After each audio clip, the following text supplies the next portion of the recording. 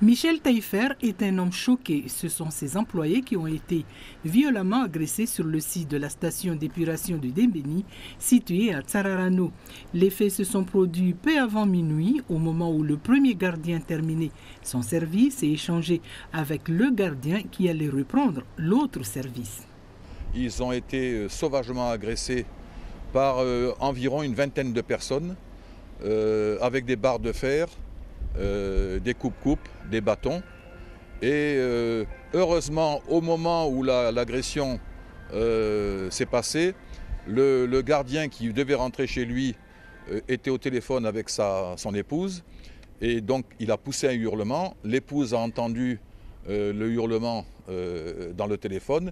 Elle a eu tout de suite le bon réflexe d'appeler la gendarmerie et la gendarmerie est intervenue rapidement. Les malfaiteurs ont pris la fuite à l'arrivée des gendarmes. Selon des informations à notre disposition, ils ont cassé la grille protégeant le groupe électrogène qui alimente la station. Ensuite, ils ont coupé le courant avant d'attaquer les deux gardiens. Et d'ailleurs, les traces de sang encore visibles sur le sol témoignent de la violence de l'agression. Selon Michel Taillefer, ces individus recherchaient un coffre-fort qui d'ailleurs n'existe pas sur le site.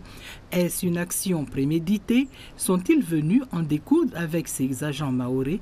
Toujours est-il que pour le patron, c'est rare et ça fait réfléchir. Il y a quelque chose qui m'a interpellé, c'est que on leur a demandé dans la langue comorienne, dans une langue comorienne, on leur a demandé un peu quelle était leur origine d'une part. Et puis les gens ont fait allusion au fait que les Mahorais n'en voulaient plus ici. Donc ça, c'est la première fois que je vois ça. L'un des gardiens a pu regagner son domicile après avoir été examiné par les médecins des urgences du CHM. Le second était encore en observation dans la journée. La société Durandal va déposer plainte, mais une enquête est déjà en cours.